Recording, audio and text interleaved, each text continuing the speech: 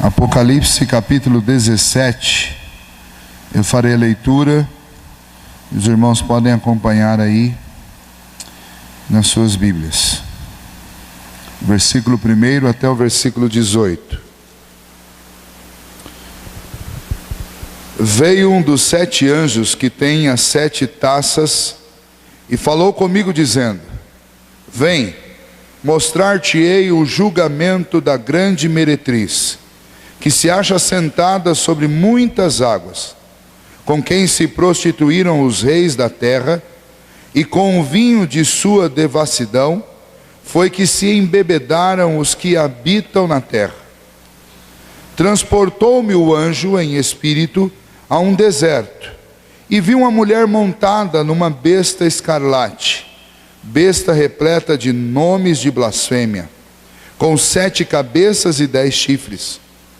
Achava-se a mulher vestida de púrpura e de escarlata, adornada de ouro, de pedras preciosas e de pérolas, tendo na mão um cálice de ouro transbordante de abominações, e com as imundícias da sua prostituição. Na sua fronte achava-se escrito um nome, um mistério: Babilônia, a grande, a mãe das meretrizes e das abominações da terra.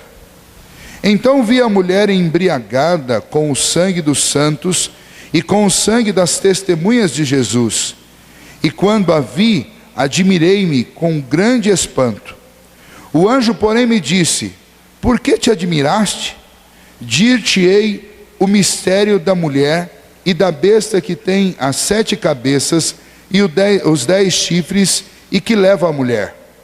A besta que vistes era e não é, está para emergir do abismo e caminha para a destruição.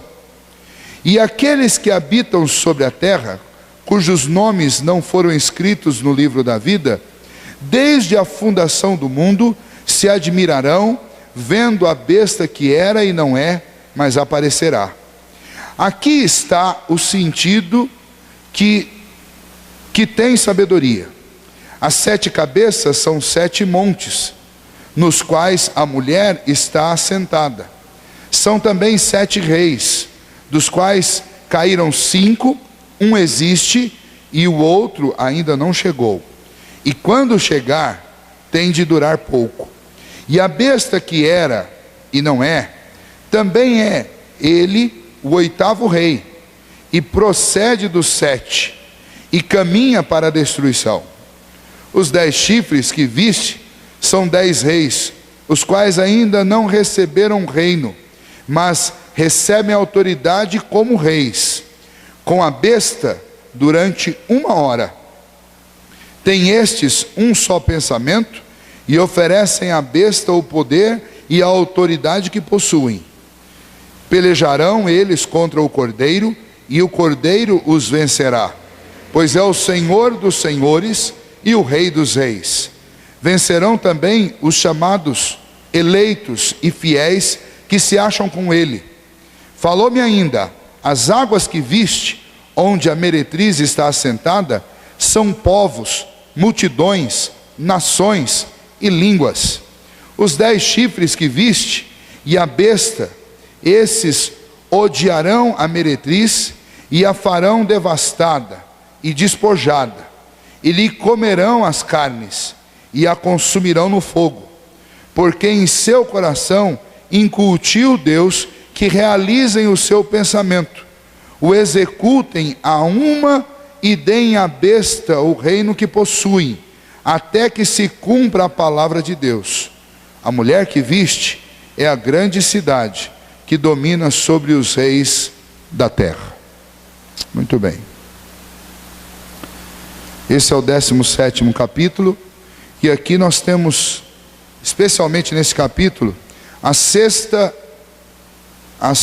visão panorâmica de João a respeito dos acontecimentos dos últimos dias, desse período entre a vinda do Senhor Jesus e o último dia.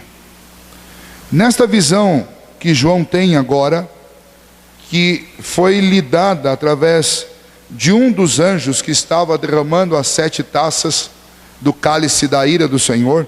Nesta visão agora, João começa a ver, e ele verá também no capítulo 18, 19 e 20, a punição final de todos os inimigos de Deus.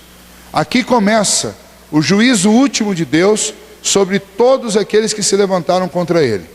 Então, estas visões aqui são as visões da justiça de Deus prevalecendo sobre a injustiça produzida por esses inimigos dele. Nós vamos ver isso no capítulo 17, vamos ver no capítulo 18, no capítulo 19 e 20, e depois nós vamos ter a visão da cidade celestial. Então, este início aqui é um início para nós muito promissor e muito esperado, que é a hora de ver a justiça de Deus sendo feita. E essas imagens que vão aparecer aqui, embora elas pareçam complexas, elas não são. Vocês vão ver que na realidade é tudo aquilo que a gente já viu, apenas João está descrevendo com uma maneira diferente, que é a maneira através da qual ele viu. Ele viu um grande enigma, uma imagem, e ele vai trazer para nós a decifração ou decifrar deste enigma feito pelo próprio anjo para que ele pudesse entender. E aí algumas coisas têm a ver com o tempo de João, outras coisas têm a ver com o Antigo Testamento, e por isso, se você não for antenado com aquelas imagens do Antigo Testamento, às vezes passa desapercebido o sentido aqui, mas não é nada complexo. Nós vamos ver isso. Então, alguns pontos introdutórios para nós aqui hoje. Nessa sessão que nós começamos hoje, do capítulo 17, há uma forte ênfase dada ao nome Babilônia. Ele vai aparecer várias vezes. E isso é por quê? Porque o tema fundamental da igreja de Cristo é exatamente a resistência contra aquilo que, desde o Antigo Testamento, é sinônimo de mundo sem Deus ou mundo oposto a Deus, que é a grande Babilônia. Poderia ser Egito, se nós parássemos lá em Gênesis. Em Gênesis, o grande representante do mundo sem Deus, ou do povo que não servia ao Deus Yahvé, eram exatamente os egípcios. Mas nós temos a Babilônia por quê? Porque o período de maior sofrimento do povo de Deus, tanto de Israel quanto de Judá, debaixo da opressão de outros povos, se deu exatamente debaixo da Babilônia. Então a Babilônia se tornou sinônimo, desde o Antigo Testamento, de mal e de um mundo anticristão. Naquele tempo, anti-Deus. O Novo Testamento, fazendo uma alusão a Cristo, anticristão ou anticristianismo. Então, o nome Babilônia aí aparece como sinônimo de mundo que faz oposição a Deus. Um outro aspecto é que o livro de Apocalipse nos mostra 5 inimigos. E esses 5 inimigos começam a ser vencidos aqui. Eles foram apresentados lá no capítulo 12, 13 e 14, e agora eles vão ser vencidos aqui no 17, 18 e 19. Quem são eles? O dragão, que é uma referência a Satanás. O anticristo, que esteve e está no mundo desde o princípio, que é toda pessoa que se levanta, pessoa, estado, organização, que se levanta, ou religião, que se levanta não só com a intenção de dizer não a Deus e ao seu Filho, mas se levanta com a intenção de usurpar um posto que é de Deus. Então, o pensamento anticristão sempre esteve, mas no Antigo, na carta, na revelação em Apocalipse, João vê uma pessoa que ela vai personificar todas as intenções de todos os anticristos que já passaram no mundo. Lá nos dias de João, provavelmente quando João pensava em anticristo, ele pensava em Domiciano, que foi o imperador que causou os maiores danos, especialmente às igrejas da Ásia Menor, no final do 1º século. Obviamente João não está dizendo que ele era o único, mas se fosse para ele dizer, no seu tempo, escolher alguém que poderia caber no papel, seria Domiciano. Mas ele, obviamente, está fazendo a revelação de um período tão longo que ele não consegue datar, ele chama de milênio, ou ele chama de 1000 anos. Então ele diz que é muito para frente, surgirá essa figura. Esse é o segundo inimigo que aparece aí no texto. O terceiro inimigo é o falso profeta. É aquele apóstata, ou seja, aquele que durante muito tempo supostamente serviu a Cristo e ao reino de Deus e virou a casaca.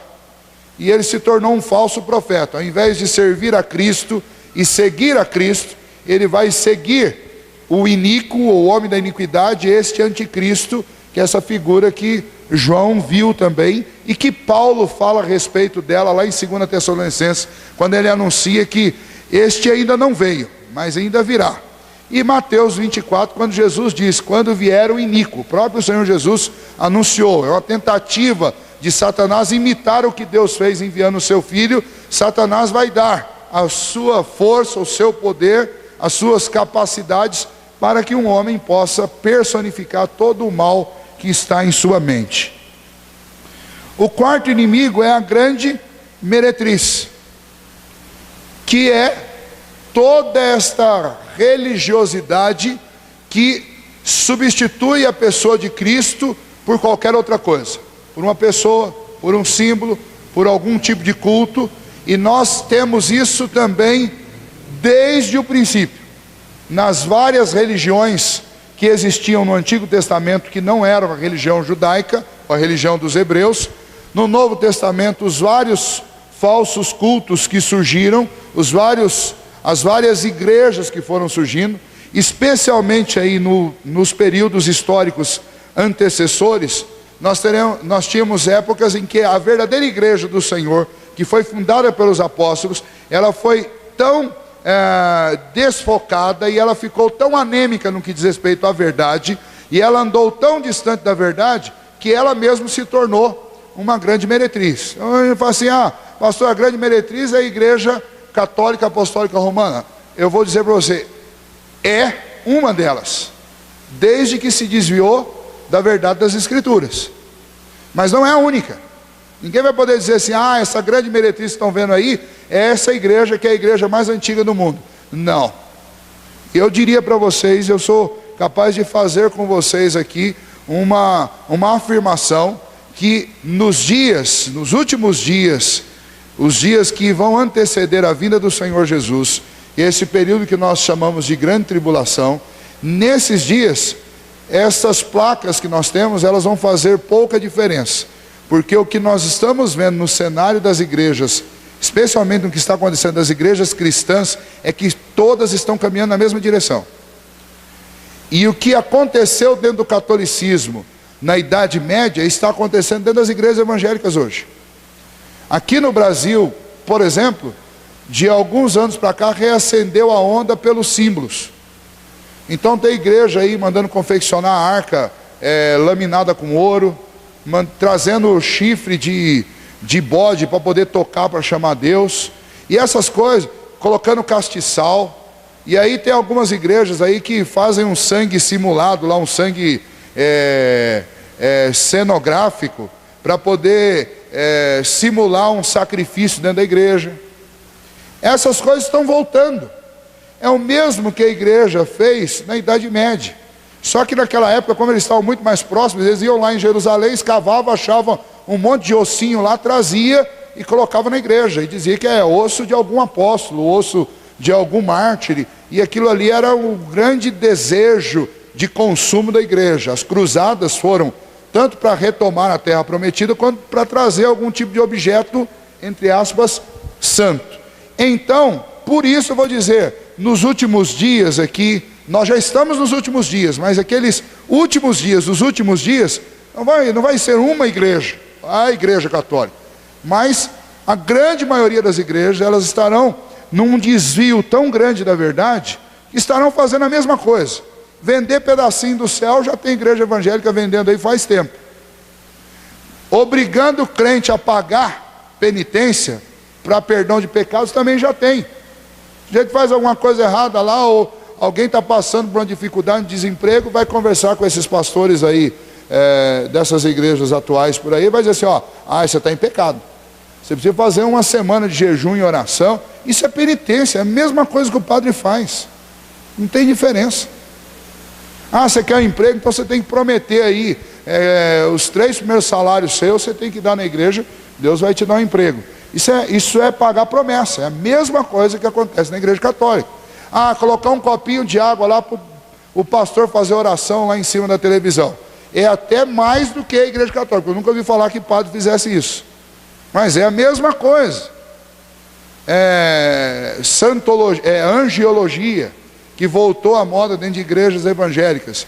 É a mesma coisa que o catolicismo fez. Então quem é a grande meretriz? A grande meretriz é a igreja que era a igreja de Cristo e que se prostitui com enganos, com mentiras. Então pode ser qualquer igreja. E nesse pacote aí vai entrar todas as denominações, sem exceção. Então hoje, a gente diz assim, a igreja do desvio é a fulano de tal. Não. Se você quiser pensar em desvio, toda igreja que não tem como o fundamento da sua doutrina, da sua fé, as escrituras, é uma meretriz. Porque a ideia de meretriz é o quê? É a ideia de prostituição. E prostituição é um termo que para nós aqui ele está associado só à sexualidade. Mas ele não é um termo que é associado especificamente à sexualidade.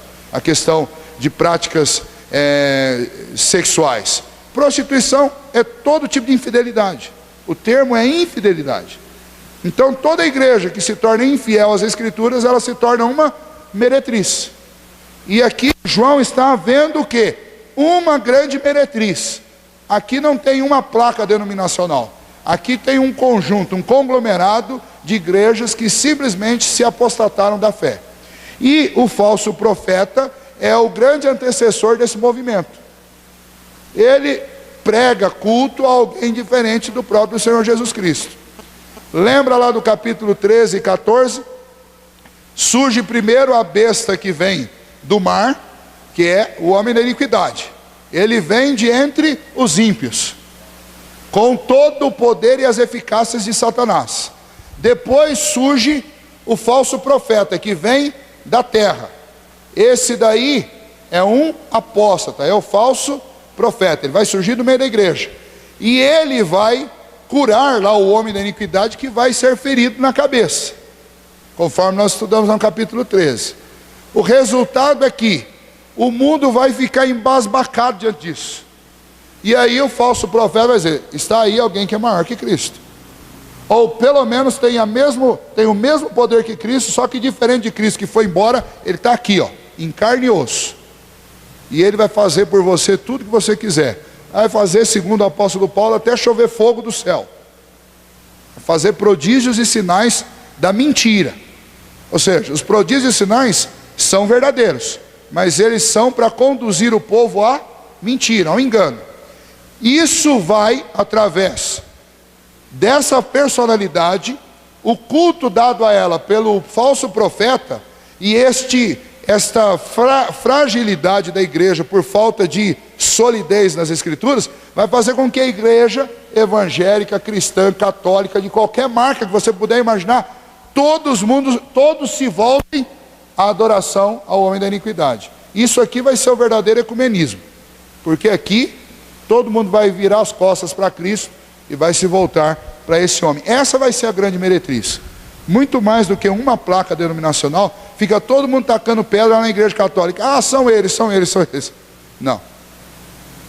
Não são. Eles são apenas uma parte dentro desse processo, a não ser que se arrependam. Então veja, este é o quarto inimigo que aparece aqui dos 5 que vão aparecer. O quinto inimigo é o conglomerado dos homens que vão se deixar marcar pela besta. Esse é o grande inimigo, é o quinto inimigo, que é o quê? É uma população mundial que vai se submeter a algum tipo de marcação, algum tipo de sinal que os identificará como inimigos de Deus e amigos do homem da iniquidade, do anticristo. Então estes 5 inimigos agora, do capítulo 17 em diante, eles vão sendo vencidos um a um. É isso que João vê, esta grande vitória. Vamos ver aqui no capítulo 17 a história da grande meretriz e a sua queda. No capítulo 18, a sua queda por completo. No capítulo 19, vamos ver Cristo triunfando sobre os outros 3 inimigos que ainda restam. No capítulo 17 nos aponta 3 quadros. 3 quadros vão aparecer. O primeiro é uma descrição de quem é a grande meretriz. O segundo é uma descrição da besta. E o terceiro quadro é o quadro da vitória do Cordeiro de Cristo Jesus, juntamente com a igreja, contra a grande meretriz e contra esta besta.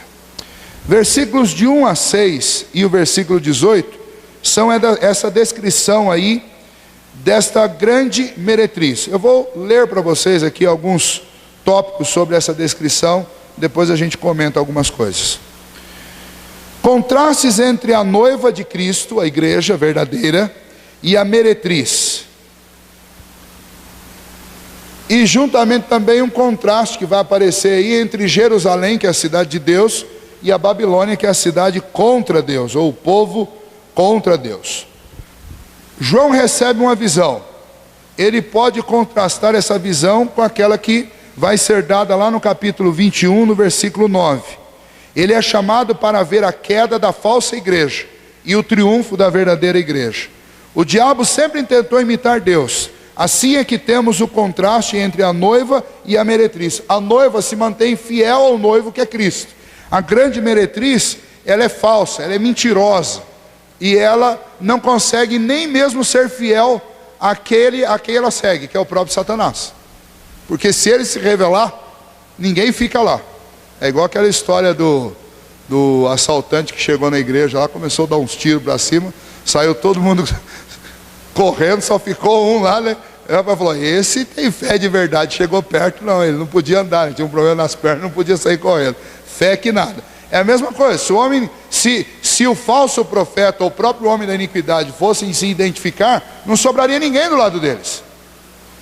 Então, essa é a diferença entre a noiva, que o conhecimento dela a respeito do noivo é verdadeiro. Jesus não esconde nada de ninguém. E Satanás é o contrário, ele tem que simular o que ele não é, para ter seguidores. Esses seguidores são infiéis, porque eles não sabem o que eles estão seguindo. Então é o tipo de gente. Quem é que segue? Quem faz parte da grande meretriz? É o sujeito que acende uma vela para Deus e outra para o diabo, num vocabulário bem comum. Então cuidado com isso. Você tem que ter convicção da sua fé. Eu conheço pessoas e convivi em todas as igrejas que eu pastoreei até agora. Não foram muitas, são 3, essa é a terceira. Mas em todas eu convivi com gente que tem esse tipo de culto, que frequenta a igreja no domingo, de manhã vai na missa, de noite vem no culto. Mas eu assim, pastor, mas o senhor está me acusando aqui, eu estou cometendo um pecado de lá. Eu falei, o problema não é ir lá e vir aqui. O problema é a sua falta de convicção. Porque a falta de convicção me faz o quê? Um infiel em todos os lugares onde eu vou. Porque eu venho aqui, ouço algumas coisas e vou balançar a cabeça que eu concordo.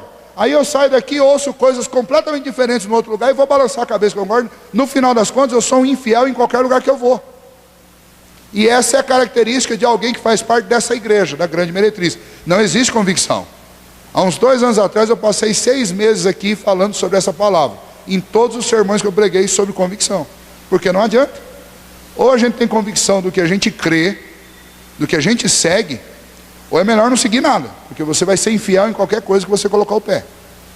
Então, essa é a característica da grande meretriz. A noiva tem convicção de quem é o noivo, do que ele quer, do que ele promete, do que ele faz. A meretriz não tem convicção de nada, ela simplesmente faz aquilo que lhe é conveniente. Então cuidado com isso. As duas figuras representam a mesma coisa, a mulher e a cidade. Ambas, perdão, eu pulei aqui um negócio, desculpa. A noiva fala, quando ele trata da noiva, ele fala da igreja verdadeira. Quando ele fala meretriz, da igreja apóstata. A Babilônia fala de uma cidade do mundo. A Nova Jerusalém, a cidade de Deus. As duas figuras representam a mesma coisa, a mulher e a cidade. Ambas as figuras representam a falsa igreja. Então, tanto quando você ler aqui a grande meretriz ou a mulher, a meretriz, quando você ler a grande cidade, as duas coisas são referência ao mesmo povo. É o povo que não é fiel a Deus e que faz oposição a Deus, se prostituindo com outros cultos, com outras culturas, com outras adorações. A mulher aqui descrita é um sistema eclesiástico de Satanás, ou a meretriz é o sistema eclesiástico de Satanás. Mas você vai assim, mas Satanás tem um sistema eclesiástico? Tem muita gente que gosta de assustar os outros, falando assim, ó, você ficou sabendo que tem igreja de Satanás por aí? Eu vou dizer, se tem muitas. Eu passo na frente de várias delas todo dia. Porque toda igreja que não é fiel às Escrituras e a Cristo, ela é uma igreja de Satanás.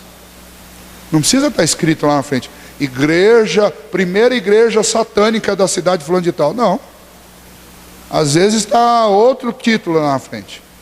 Mas quando não é fiel a Cristo, é uma igreja de Satanás. Então essa história, tem missionário de Satanás fazendo evangelização aí no mundo, para criar a grande e poderosa igreja de Satanás. A igreja de Satanás é muito maior do que a gente imagina, e ela tem tudo enquanto é canto, e a gente passa na frente e às vezes até entra dentro dela.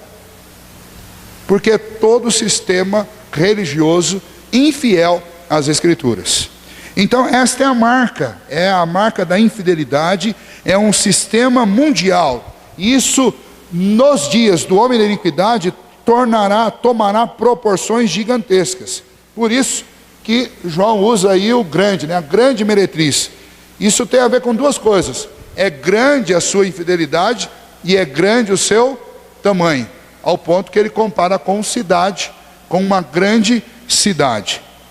A grande meretriz será conhecida pela sua influência mundial, será conhecida pelas suas riquezas, ela será conhecida também pela sua sedução, a sua sagacidade.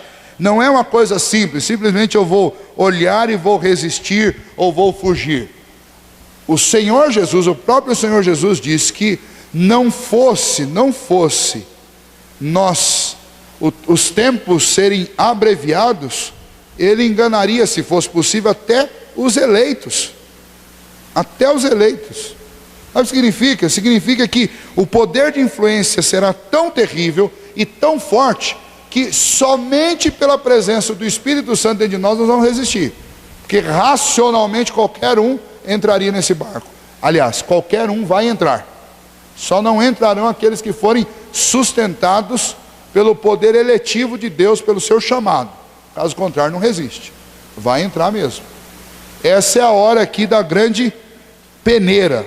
Ninguém resistirá.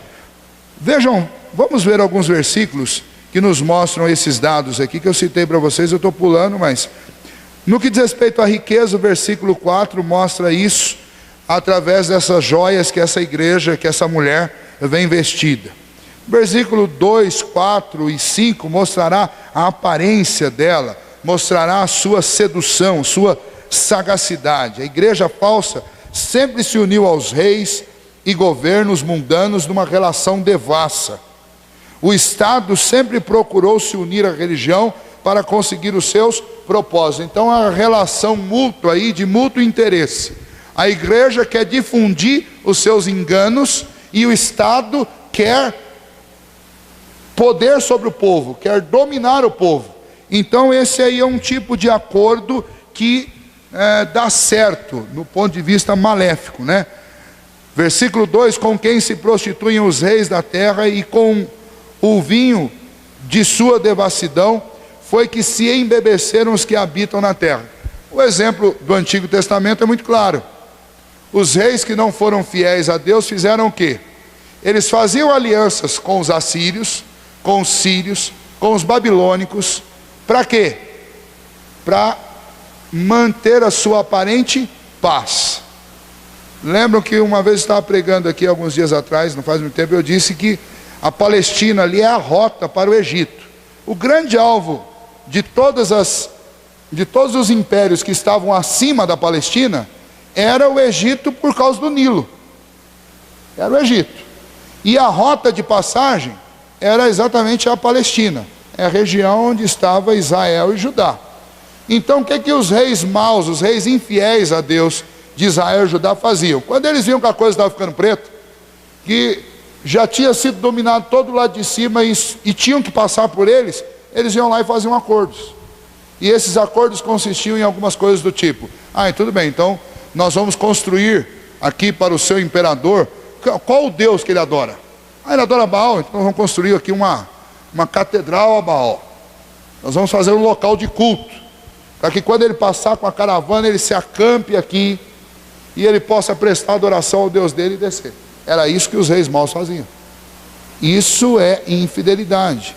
E era exatamente essa relação devassa que marcou o reinado de muitos dos reis de Israel e de Judá no Antigo Testamento. E é exatamente essa alusão que João está fazendo. A visão que ele tem é de uma igreja que está acostumada a fazer aliança com quem? Com os reis da terra para favorecimento mútuo. A gente ajuda vocês a darem adoração a quem vocês querem e vocês não se metem com a gente. É mais ou menos isso. Versículos 2, 4 e 5 mostram isso. As heresias, o liberalismo, o sincretismo religioso, as expressões dessa grande meretriz que seduzem os homens, vêm exatamente desse relativismo, dessa devassidão, dessa falta de valores e princípios. O corpo é de ouro, mas no interior do corpo só há devassidão, podridão. O lado de fora, joias, tudo maravilhoso, mas do lado de dentro é tudo podre. Os governos anticristãos não destroem todos os edifícios da igreja, mas mudam algum deles em lugares de diversão e de diversão mundana, devassa. O mundo, ao mesmo tempo que seduz os ímpios, persegue os cristãos. A ordem de Deus para os fiéis é sair do meio dela. Lá em Apocalipse 18, versículo 4, nós vamos ver essa ordem para que a igreja fuja. Nós já vimos isso anteriormente no capítulo 11, e o próprio Senhor Jesus no capítulo 24, ele diz, olha, quando vier o iníquo, então vocês se preparem, porque vão perseguir vocês. Então, vocês orem para que isso não seja no inverno. Ai naquele dia daquelas que estiverem grávidas, porque vocês vão ter que fugir. Jesus já avisou isso. Esse governo, esse controle do Estado e desta igreja será tão absoluto que nós vamos nos tornar da noite para o dia fugitivos. Fugitivos literalmente. Esse é o ponto aqui.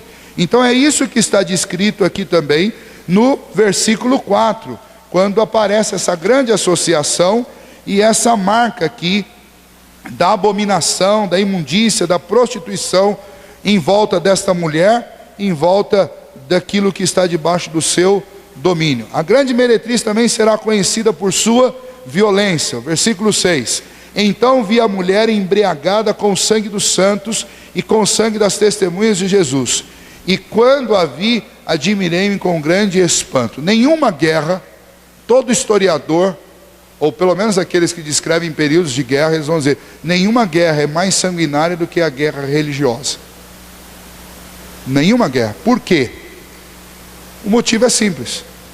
Quando uma guerra é por terra, é por domínio geográfico, o domínio geográfico, quando você cobre com seus exércitos aquele pedaço, ou toma pelo menos a sede daquele lugar, por exemplo, tem um reino lá em tal lugar, você vai lá e toma o castelo, vence o rei, ou toma lá o palácio do governo, acabou. Você estabelece ali o seu governo e acabou. Acabou a guerra, acabou o conflito. Uma guerra religiosa não é assim. Porque a religião, quem estava ontem no nosso encontro lá, quem é a igreja? A igreja somos nós, sou eu e você. Então quando eu estou travando uma guerra religiosa, enquanto tiver um vivo, a igreja está viva. Por isso essa guerra é a guerra mais sanguinária que tem. Porque aí não basta você ir lá e quebrar um templo. Você precisa quebrar as pessoas. Você tem que matar as pessoas. Esse é o princípio da guerra religiosa. Por isso que esses países que ainda vivem guerras religiosas têm constantemente esses ataques sanguinários. Porque não é uma questão de destruir prédios, mas é uma questão de matar pessoas ou calar a boca de algumas pessoas. Então veja, esta grande meretriz, esta mulher, esta igreja falsa, mentirosa, prostituta, ela vai caçar e ela vai se embebedar com o sangue daqueles que não se unirem a ela. E lembra, quem é que está no governo? O homem da iniquidade. A Bíblia diz que será por um período muito curto. Algumas linhas aí dizem que será um período grande, né? O reinado do homem da iniquidade ou do anticristo de 1000 anos. Graças a Deus que não tem um texto na Bíblia que apoia essa ideia. Mas todos os textos apontam para 3 anos e meio, ou na pior das hipóteses, os 6 ou 7 períodos.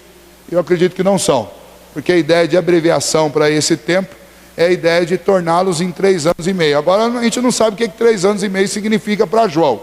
Uma vez que 1000 anos para ele já vão lá para 2012 anos, então não dá para imaginar o que significa 3 dias e meio para João. Mas tomara que seja um período bem curto. Mas esse período é um período de domínio do homem da iniquidade. Nesse período ele autoriza a igreja do falso profeta, que é essa grande meretriz, a passar a faca. Como diz o Iglesias, que gosta, não tem acordo. Esse é o momento que João está vendo. Só que em meio a esse embebedar, a vitória do Cordeiro acontece.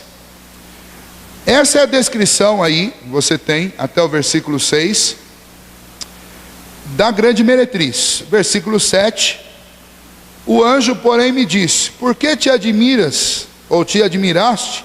Dir-te-ei o mistério da mulher e da besta que tem 7 cabeças e dos 10 chifres, e que leva a mulher. E aí ele vai passar então para uma outra descrição agora, em primeiro lugar, que é a descrição da besta. Nós vimos 2 imagens, a mulher sobre esta imagem aí dessa besta, desta fera. A besta que João vê é a mesma que emergiu da terra. Esta besta recebe o trono do dragão, o trono de Satanás, seu poder, autoridade. Esta besta é temida e ninguém é considerado capaz de enfrentá-la. Essa besta recebe a adoração de pessoas de todos os povos, nações. Essa besta é um sistema de governo anticristão personificado em uma única pessoa. E aí nós voltamos lá para a figura do homem da iniquidade, tá?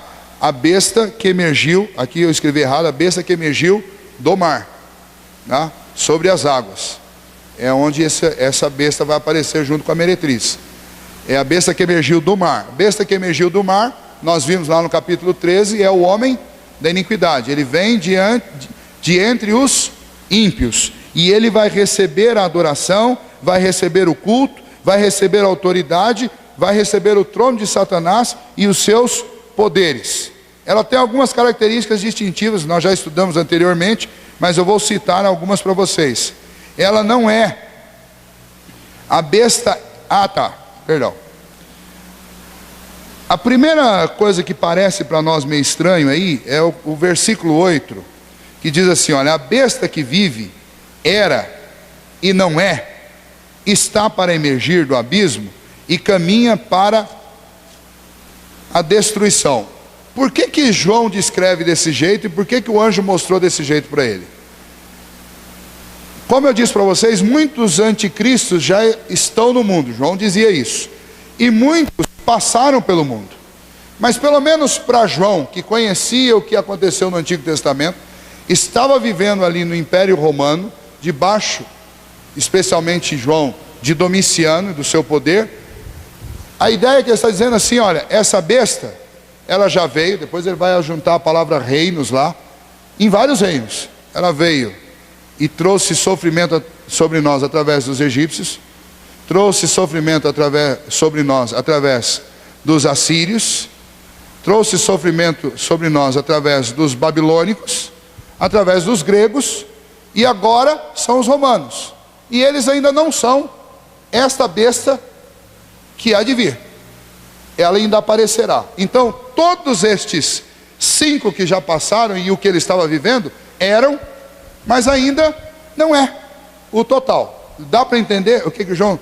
A ideia que o anjo está transmitindo para João e que João está transmitindo para nós, nós já vimos sinais em vários momentos dessa figura aparecendo através de reinos, impérios, causando sofrimento. Hoje mesmo nós estamos, e essa que está ainda não é, porque a última, que é a da visão, ainda vai aparecer, ainda aparecerá. Então é isso que ele diz, quando ele fala, quando o anjo diz, a besta que viste, era e não é, está para emergir do abismo e caminha para a destruição. E aqueles que habitam sobre a terra, cujos nomes não foram escritos no livro da vida, esses vão seguir e apoiar esta besta. A outra questão sobre ela, 5 reinos caíram, um existe e outro ainda não chegou, e quando chegar, terá que durar pouco. De novo a mesma ideia. Assim, olha, este pensamento anticristão já derrubou 5 reinos. Isso, a mesma coisa. Egito, Assíria, Babilônia, Grécia e os romanos que estavam ali naquele momento. O mesmo princípio de novo. Vamos lá, deixa eu continuar aqui. Os 5 primeiros impérios já caíram. Agora João vê o Império Romano. Mas o reino do anticristo escatológico ainda não chegou. E quando chegar, o anjo disse para ele que vai durar pouco. Tem que durar pouco. Então, aqui é uma diferença muito grande em João citar 1000 anos num lugar e aqui falar que vai durar pouco. Obviamente, não tem nada a ver com 1000 anos, né? Os reformadores entenderam que essa 7ª cabeça seria o papado romano. Por que os reformadores entenderam isso? Porque no tempo deles, quem era a grande meretriz? Era a igreja romana. Nós estamos aqui na frente, 450 anos depois. Nós vamos continuar entendendo isso? Se os reformadores estivessem aqui hoje, eles não iam colocar só essa igreja, mas eles iam colocar várias outras juntas, que estão no mesmo caminho. Então eu não posso pegar a conclusão que os reformadores tiraram lá, né, e aplicar hoje, porque o princípio que eles usaram para tirar essa conclusão lá é o princípio de ser infiel, de ser uma meretriz. E hoje existem outras que fazem. Por isso que eu argumentei com vocês no início, dizendo que não é justo eu dizer que são os católicos, ou o catolicismo. Mas hoje existem muitas outras igrejas junto com o catolicismo, esse mesmo barco. Continuando. Os 10 chifres são 10 reis. Esses reis são símbolo de todos os reinos do mundo que darão suporte e levantamento ao anticristo, para que ele possa fazer oposição à igreja. Versículo 16. A besta se voltará contra a meretriz para destruí-la. Veja, aqui é um cenário diferente. E o próprio Deus, o próprio anjo vai dizer que foi Deus que colocou esse sentimento no coração dos reis. Aqui o quadro muda. Por uma razão não explicada, se forma uma espécie de guerra civil na sede do controle de Satanás. Uma guerra interna. Não dá para entender como, mas o anjo diz que é assim que Deus vai destruir essa igreja, essa falsa igreja. Você pode perguntar assim, pastor, mas qual vai ser o fim dessa igreja? Aqui, João vai dizer, o fim dessa igreja é que os próprios aliados dela vão destruí-la. E isso sob influência de Deus. É uma espécie de caos interno entre os inimigos de Deus. Eles se voltarão uns contra os outros. O mundo vai destruir a si mesmo. O reino de Satanás vai estar dividido contra si mesmo. E a Bíblia diz que um reino dividido contra si mesmo não prevalecerá. Não pode ter divisão interna. Então é essa a ideia. A Babilônia será despida, ridicularizada. Ou seja, eles mesmos vão expor os seus enganos, as suas fragilidades. Os homens vão estar enfatuados com seus próprios prazeres, com aquela libertinagem, com aquela guerra maluca contra Deus, e eles se voltarão contra tudo que tem a ver com religião, seja falsa ou verdadeira. O sistema do mundo entrará em colapso. Os 10 reis marcharão primeiro contra a besta, para a batalha final contra ela, e depois eles marcharão com o dragão para a batalha contra o cordeiro, que é o que nós citamos lá do capítulo 20. Então, veja, quem cai primeiro? A falsa igreja. A falsa igreja que se embebedou com o sangue dos santos, ela vai ser assassinada, destruída pelos reis que se aliaram a ela, ou com quem ela se aliou. Apocalipse 20, a partir lá do versículo 10, vai dizer que Satanás então sai e vai reunir os reis da terra. Sai e reúne Og e Magog, que é assim como está lá no texto, para pelejarem contra o acampamento dos santos. Já não tem mais a falsa igreja. Já não tem mais. Você tem apenas os reis com toda a multidão dos homens sem Deus marchando. O primeiro inimigo, ou um dos inimigos, já caiu, que é a igreja. Nós perguntamos assim, qual vai ser o fim? Como Deus vai destruir essa igreja? Deus não vai nem se dar o luxo de mandar o seu filho destruí-la. Deus vai mandar os próprios reis da terra destruí-la. Veja lá, o versículo 16: os 10 chifres que viste e a besta, esses odiarão a veja só, odiarão a meretriz e a farão devastada e despojada, e lhe comerão as carnes e consumirão no fogo, porque em seu coração incutiu Deus que realizem o seu pensamento. E tem gente que duvida da soberania de Deus. Deus controla até os atos maus dos homens maus. Uma vez eu falei sobre concursos aqui na igreja. Daqui mais algum tempo eu vou voltar a falar sobre isso. Mas o que é concursos? Dentro da teologia, dentro da doutrina bíblica, existe os ensinos relacionados como Deus influencia os homens. Então Deus governa os atos bons dos homens bons aqui regenerados. Deus governa os atos bons dos homens bons. Deus governa os atos maus dos homens bons. Deus governa os atos bons dos homens maus. E Deus governa os atos maus dos homens maus. Não há um ato que Deus não governe. Nós não entendemos o porquê da maioria deles, mas um dia nós vamos entender o porquê de todos. Nós não entendemos o porquê, mas como Deus é o soberano Senhor da história, Ele domina absolutamente tudo. E aqui está uma das marcas, tem várias na Bíblia, mas esse é um dos textos que nós usamos para falar sobre isso. Deus vai incutir no pensamento desses reis que eles executem o seu juízo contra aquela igreja falsa e contra o seu líder, né? A descrição da vitória vem aí em último lugar no versículo 8 e no versículo 14. Esses dois textos mostram a vitória do Cordeiro sobre a igreja, né? Versículo 8: a besta que vive era e não é, está para emergir do abismo e caminha para a destruição. Ou seja, essa igreja nasceu e existe e existirá até quando? Até a sua destruição. Diferente do reino de Deus, que quando veio, foi prometido que seria um reino que não teria fim. Lembra da visão que Deus concedeu a Nabucodonosor e que Daniel interpretou? Que tinha uma grande estátua, né? E no pé dessa estátua foi lançada uma pedrinha, que foi cortada de uma montanha sem uso de mãos humanas. Ali é uma alusão a Cristo.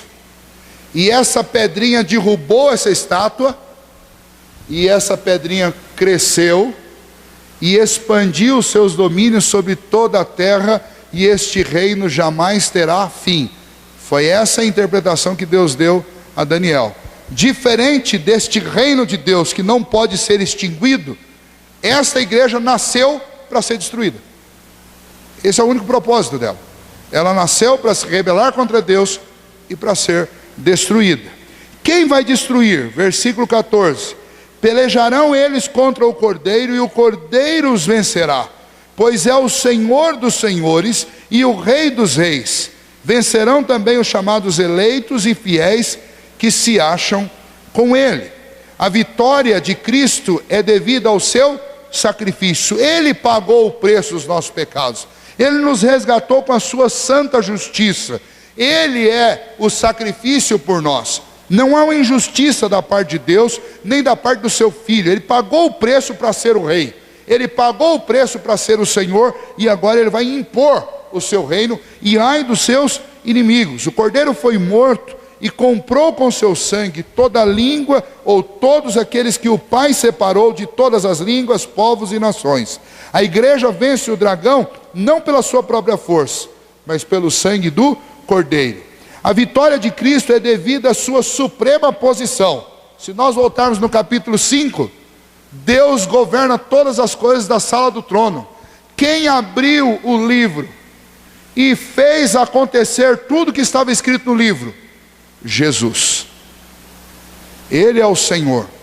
Ele é o dono de todas as palavras, e Ele é o dono de todas as ações. Tudo que existe foi criado por Ele e para Ele. E tudo que existe, existe por meio dEle. Nele nós existimos e nele nós nos movemos. Ele é o Senhor supremo sobre tudo.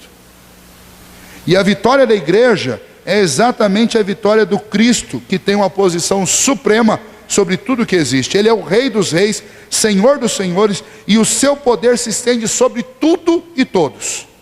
A vitória de Cristo será completa sobre os tronos dos inimigos. Ele colocará cada um, conforme diz as Escrituras, debaixo do estrado dos seus pés. A vitória de Cristo, aí, alguns textos, se vocês quiserem conferir depois, por favor, 2 Tessalonicenses 2,8, você pode conferir lá. Você pode voltar no capítulo 11, do versículo 11 a 19, capítulo 16, de 14 a 21, e lá no capítulo 19, de 11 a 21, todos esses textos são paralelos. Vamos voltar lá, só um dado importante. Quando você for ler Apocalipse, você tem que lembrar que quase todos os capítulos são paralelos.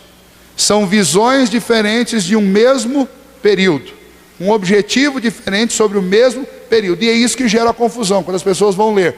E essa confusão não é só em Apocalipse, essa confusão acontece em toda a Bíblia. Normalmente as pessoas leem, por exemplo, os primeiros livros, os livros históricos, e depois quando eles começam a ler os livros proféticos lá no Antigo Testamento, vão dizer assim: ué, mas está aparecendo todo mundo aqui de novo. É lógico que está aparecendo. Um livro conta a história, o outro relata as profecias. Assim como os evangelhos também são histórias, são descrições da vida de Jesus sobre óticas diferentes. Ok? Então assim também são as visões. João vê o mesmo período, que é o período da história humana, com óticas diferentes. E aqui ele está vendo pela ótica da destruição, de como o Senhor vai destruir esta igreja meretriz, inimiga e infiel. A vitória de Cristo será completa sobre todos os seus inimigos. A igreja vencerá junto com Cristo. Todos aqueles que estiverem com Cristo, diz o texto, vencerão. Qual a aplicação disso para a nossa vida? A aplicação é exatamente o zelo e o cuidado com a igreja. Nós nunca podemos esquecer das nossas convicções. Nós nunca podemos negociar a nossa fé, os nossos princípios, a nossa doutrina.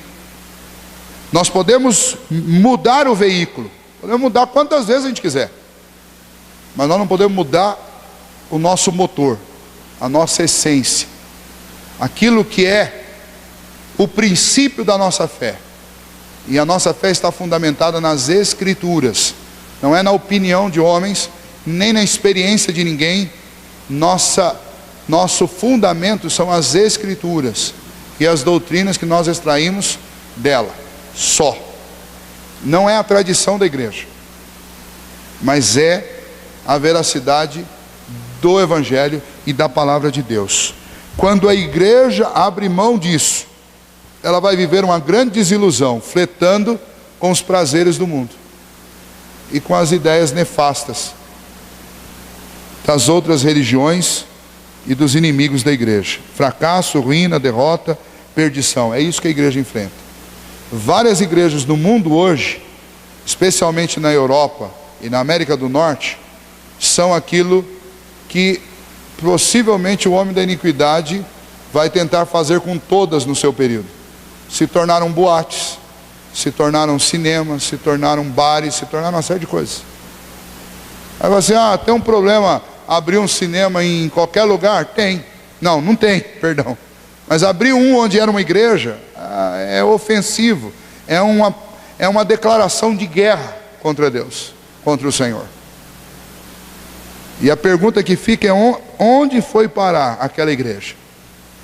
Pastor, todo mundo morreu, foi da geração passada. E os filhos? Foram parar onde? Alguma coisa aconteceu. Aqueles que se deixam seduzir pela riqueza, os prazeres, a sedução do mundo, o fascínio da besta e do falso profeta, não são seguidores do Cordeiro.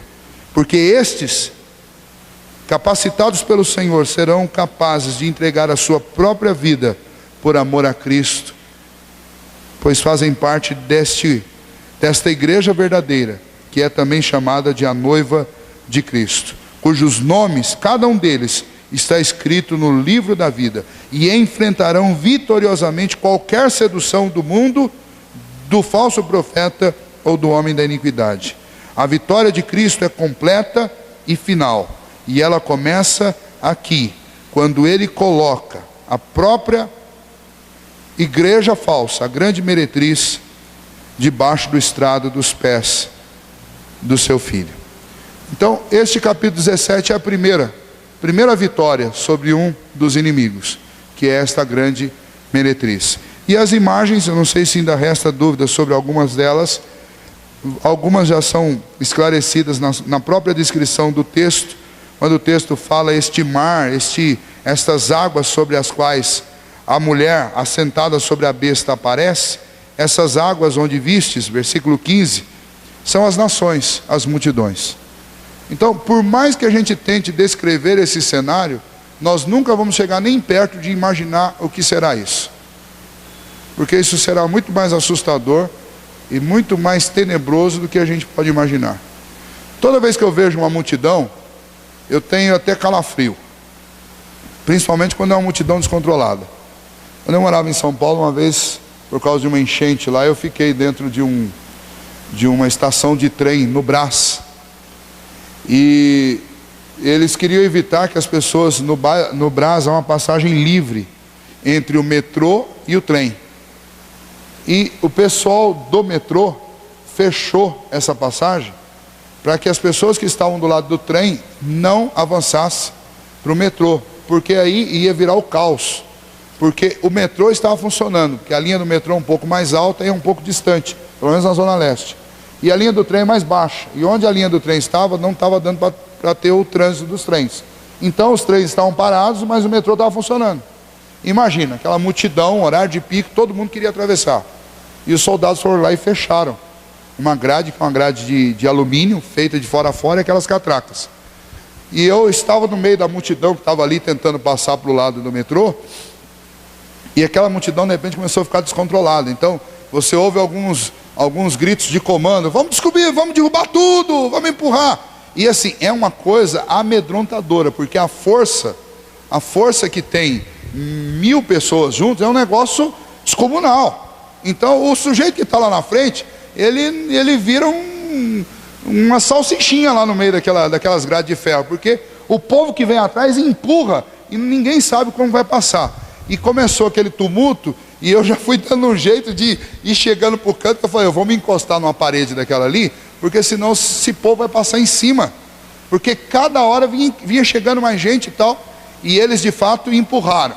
Uma hora lá, e tinha mulher lá na frente, você só ouvia a mulherada gritando: ai, ai, está machucando, está machucando. Empurraram e arrebentaram tudo. Multidão é uma coisa amedrontadora. Eu tenho medo de multidão, eu não gosto de multidão. Multidão é um negócio que dá arrepio. Dá arrepio. Não sei quem já viu, ou quem já participou, presenciou. Às vezes pela televisão a gente vê e parece, não parece tão grave como é, mas é porque você está sentado na sua sala, você está tendo uma visão geral ali de uma câmera, mas você não está lá. O cheiro, a multidão cheira, é cheiro, é barulho, é calor, é um negócio que é amedrontador. Quem já esteve no meio de um conglomerado de gente assim sabe que é. Você imagina o que é isso? O mundo inteiro reunido contra a igreja. Olha, esses paizinhos pequenos lá da Arábia Saudita, lá reúne um grupinho de gente, derruba governante. Os policiais lá na Bahia estão lá, e seus familiares lá de fora.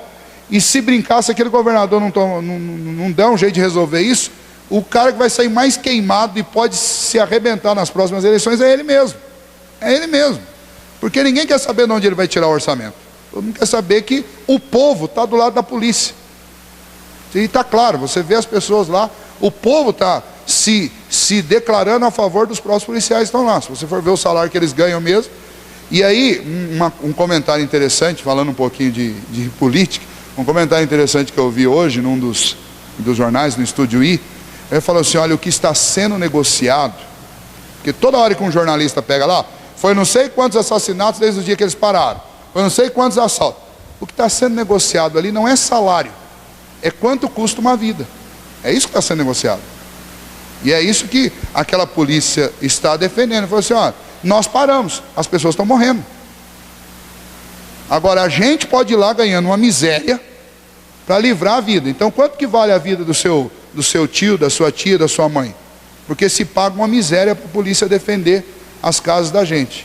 E na hora que eles param, o caos se estabelece e fica um negócio. Mas o que está sendo negociado não é salário de policial. O que está sendo negociado é quanto vale cada uma daquelas vidas que já se perderam por falta de segurança. Então, a multidão, quando as pessoas se unem, elas conseguem coisas poderosas.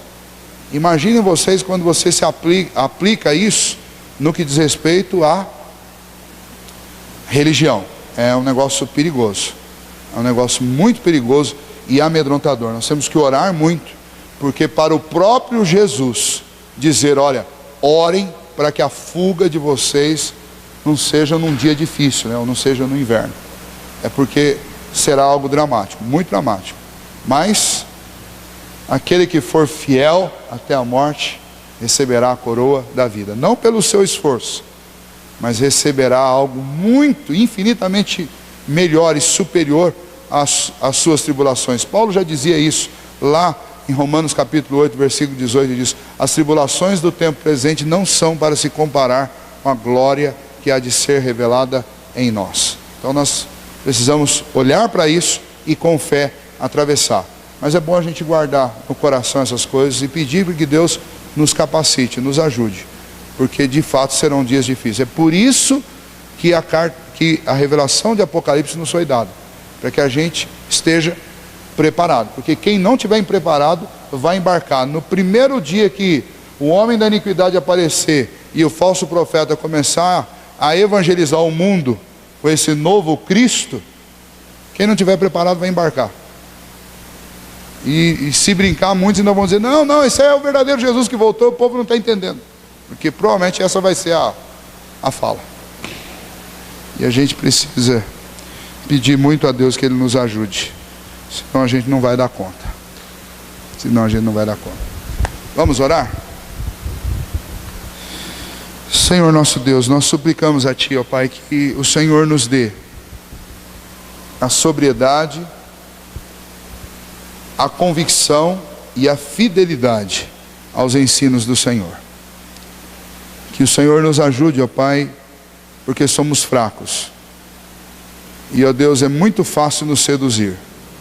Nós sabemos disso.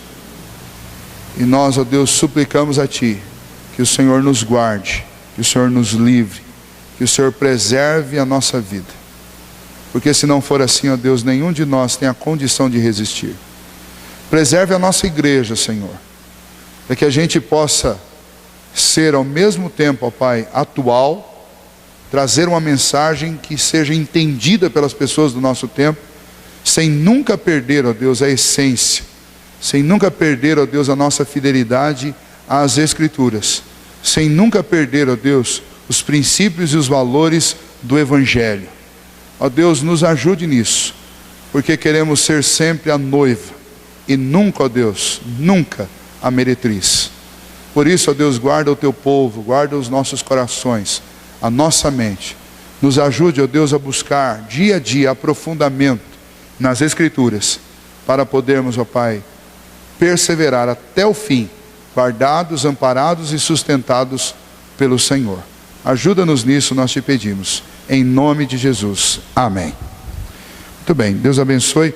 Eu ia lembrar de um outro exemplo de multidão, não sei se vocês ficaram sabendo, mas há mais ou menos um mês, acredito que acho que já quase 2 meses, foi inaugurada uma igreja mundial do poder de Deus, próximo ao aeroporto em São Paulo. E eles quando o projeto foi feito, ninguém imaginava que ia atrair tanta gente. E hoje eles estão com um problema grave lá, porque todas as vezes que o líder dessa igreja está presente nas reuniões, vem ônibus de todas as regiões do estado de São Paulo e fica simplesmente intrafegável naquela região e causa atraso nos aeroportos, nas linhas de ônibus, vira o caos. Simplesmente algo completamente indesejável que virou um empecilho dentro de uma cidade do tamanho de São Paulo. Então isso é uma igreja, uma religião. Você imagine quando tiver toda essa massa unificada, aí nós vamos ter um grande problema. Que Deus nos ajude. Deus abençoe, uma boa noite para vocês.